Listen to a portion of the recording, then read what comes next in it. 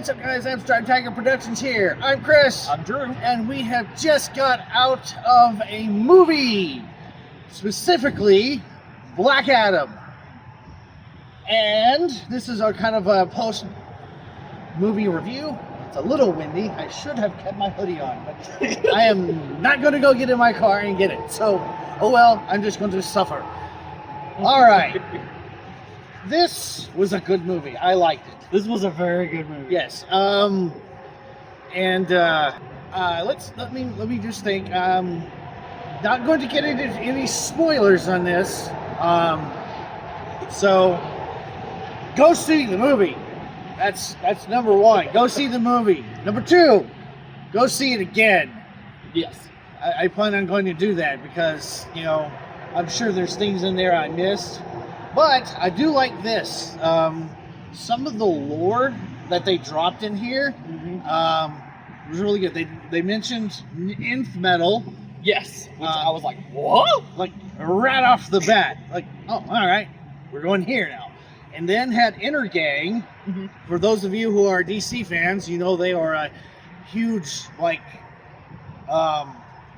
villain group that's not just one singular. A lot of people equate it to Superman, but yeah, they're pretty much broad spectrum because they work for a certain person from a planet that has Apocalypse in the name. That's a thing. Apocalypse.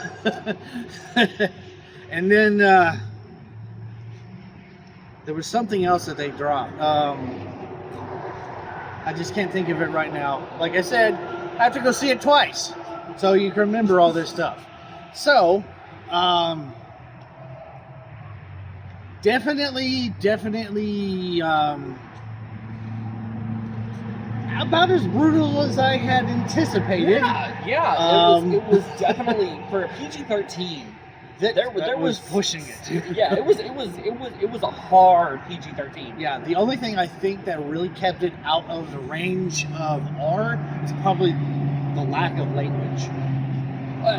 Okay, so to a certain degree, but because it's me and I read stuff, I read that they actually almost gave this an R in the very end of the climax. You'll know what I'm talking about. Instead of blood, it was lava, and that right there. Apparently, that shot right there is what was the borderline. Is they decided to go with lava instead, which lava makes more sense anyway. Oh, it totally does because of his character and where he just came. This certain character came from. Yeah. So yeah. Dun. Also, there is one post-credit scene, and it is one that I was not expecting at all. It's just like, oh my. Is it good or bad in a movie if the biggest pop from the audience comes from the post-credit scene and not the entire movie? Like, I've been to movies where it's like everyone stands up, claps, woohoo, yeah! Dead silence. Post-credits, the whole theater erupted. It was nuts. I mean, yes. Yeah. So, my initial rating, yes, it's probably a good 8 out of 10 for this. I mean, you can tell that Dwayne Johnson poured his heart and soul into this. Absolutely. And, you know, he plays a very good villain, but he's more of an anti-villain in this particular film. Yeah, exactly. I can only think of maybe one other film that I have seen with him in it that he's actually ends up being a villain, and that's in the Doom movie with Carl Urban. That is not what I thought you were going to say. Oh. I thought you were going to say Get Smart with Steve Carell. Because he ends up being the bad guy in that. Okay. Have not seen that one. Oh, spoilers! Because it's kind of a twist. Well, spoilers for a movie that's over 10 years old. 15. That's still over 10. 15. Math. 15. Yes, that is math. Very good. All right. And you. Okay, so I have been dying to see this movie since it got announced. I'm a huge Shazam family, Black Adam fan. Back in 2007 is when The Rock was like, hey, I'm going to do what I can, when I can, how I can to play this character. I don't care who directs it. I don't care who produces it. I want to be this character. That was 15 years ago. He started his own production company to make sure that it could be done. He put on, and this right here is the most mind-blowing, The Rock, huge already, put an extra 20 pounds of muscle on just so he could be like, I didn't use padding. That was all him in the suit. That was all him. All him. And he is the only one currently, Shifty Side-Eye, yes, yeah. currently that can say that. Shifty Side-Eye. Okay. The music. I loved the music. The comedy. There was enough there to keep it lighthearted enough. Yes. Yeah, it wasn't like really overstaged because they could have gone super, super dark. Oh, absolutely. The side characters, specifically the brother. Oh. I think the brother was my favorite character besides the Justice Society. Don't worry, I died by electricity. Whack. Okay. You will understand. You will when understand when you see the movie for the second time, because remember, he said see it twice. The first one is to support the box office. The first one is to have a good time. The second one is to support the box office. Because this movie, I believe, was $145 million to be made, and it needs to break about $450 for it to be considered a success. Just because of what's in the post-credit scene, flock to your theaters. Okay. It is insane. It needs to make money in order for what happened in the post-credits to become a huge big deal moving forward. Now I understand why The Rock has been marketing the way he has. The hierarchy of power in the DC universe has officially changed. Yes. There is nobody, and they came out and straight up proved it. There is nobody on this planet that can beat Black Adam. And that's all I'm going to say about that. Yes.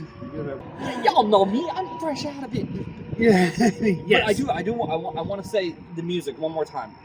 This is not a movie that you expected to have an amazing score, but I was listening to those undertones, and I'm not sure who the composer is. I tried, but I definitely want to get the soundtrack. soundtrack. I got distracted. Like I was looking through the credits, and then I got distracted by the potential post-credit scene that was coming. So I thought you got distracted by the art because the art was amazing. Yeah, the art was. Yeah, the first credit art is really Yeah, it's just oh my goodness. And his suit got clean. Yes, his suit got clean. His suit got clean. That's all I'm gonna say about that. It looks good. The suit looks really good. Yes. It's not the same one that you've been seeing in the marketing. There's a change to his suit that happens at the end, and you're like, okay, now I see where we're going. And it was fitting that in the trailers before the movie was a trailer for Shazam, Fury of the Gods. So, yes. All right. Okay. And Black Panther, Wakanda Forever. So, yeah. Right. Both of which we're probably going to go see and also do an out-of-theater reaction. I'm not going to do the thing because that would be wrong. What? Oh. You're making me uncomfortable. Yeah. Stop. You saw a She-Hulk reaction, you'll get that joke. Yes. Otherwise, go watch She-Hulk. Yeah. What's your rating? Rating for Black Adam, I'm probably going to be I want to say 8.5 because it was the music that set it over the top for me. I want that soundtrack. I want to look it up as soon as we stop filming. For me, it was the action and basically the tone. It had a little bit of elements of like the darker Zack Snyder plus with the lighter of the other. It's a good fusion of both of them. I was actually going to ask you specifically, and I know this is just a reaction, but I want your direct opinion. Okay. Did and this isn't a spoiler, slow-mo scenes get on your nerves at any point? Because I could think of a couple where I was like, okay, this is getting annoying. a little bit, but after, it didn't bother me too much. I Okay. got over it pretty quick. Okay. Though I did like the use of the super speed when he first wakes up. Oh yeah. It reminded me so much of the super speed that they used in Man of Steel to basically show how fast and how ridiculously outmatched the normal squishy humans are. See, I agree with you there, but I actually got more of the X-Men Days of Future Past Quicksilver vibes when he just runs around the room and he just does all these things. That's more of what I got the feeling of. Okay. Days of Future Past, yes. It's not what I thought you were going to say. Days of Future Fat, but Oh, anyway. So that may not make it into the final cut. but yeah, it reminded me of what Bryan Singer did with Evan Peters running around the cafeteria, or I guess kitchen. Kinda. It was the It kitchen was the kitchen area. of the Pentagon. Yeah. Yeah, I don't. that's how I felt personally about it, because it didn't feel like Flash, especially in Zack Snyder's Justice League, where he's like, "You got to break the rule, Barry. You could break the rule."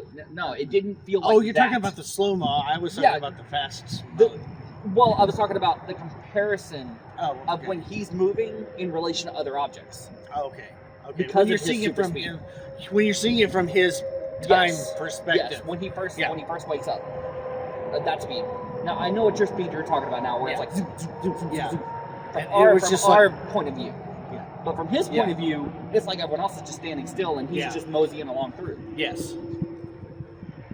So That was a lot of words. yeah. I am very excited about this movie. It was amazing, and I get off work at like 4 tomorrow, so I'm gonna be coming back. I don't know. Anyway, so I think that's going to wrap up this post-movie review of Top Gun Maverick. No, I'm just kidding. Black Adam. Danger Zone. Dang Danger it. Zone. Okay. And say your catch line before you kill them. Yes. Catchphrase then kill. Got it. Then kill. So, Oh, some of those lines. yeah. We didn't get the people's eyebrow though. Oh well. I think that's actually going to be saved for the next time we see him. I really do. Because he's going to be like, really? You think you can do that to me? Like, I have a feeling it's... I can't do it, so I'm not gonna try. I don't have. You can't see my eyebrows, so I can't do anything. All right. So on that lovely little note, well, you started it. Anyway, And I finished it. Or Black Adam did. Anyways. Okay. So until next time, bye bye and be blessed, everyone.